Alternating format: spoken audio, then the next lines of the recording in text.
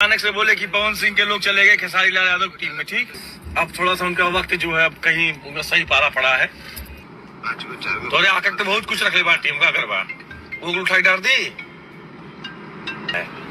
ठीक, लेकिन चला ठीक है, कोई दिक्कत नहीं, लेकिन हम लोग तो एकदम फिर से सरेआम निकल के खबर आ रही है और वीडियो भी क्लिप ज़्यादा से ज़्यादा वायरल हो रहा है। जैसे निर्भय प्रताप जो पवन सिंह के पहले एक सपोर्टर थे, सपोर्टर नहीं बल्कि पवन सिंह उनके सपोर्ट में खड़े थे। जैसे कि आज के टाइम में पवन सिंह का साथ यानी टीम के साथ ये इन्होंने निर्भय प्रताप छोड़ दिया है, यानी पवन सिंह के टीम जो है ये निर्भय प्रताप छोड़कर खेसारी लाल की टीम के साथ जाकर ज्वाइनिंग कर लिए हैं। अब इसी को देखते हुए गाइस काफ़ी ज़्यादा माहौल गर्म है। पवन सिंह का जो है काफ़ी इस टाइम जो है टीम को लेकर के काफ़ी ज़्यादा ये अपने परेशानी में है। और मैं बता दूं हमारे चैनल को सब्सक्राइब कर लीजिए, क्योंकि बहुत ही मेहनत लगती है ऐसे ऐसे वीडियो खोजकर आप लोगों के लिए लाने में।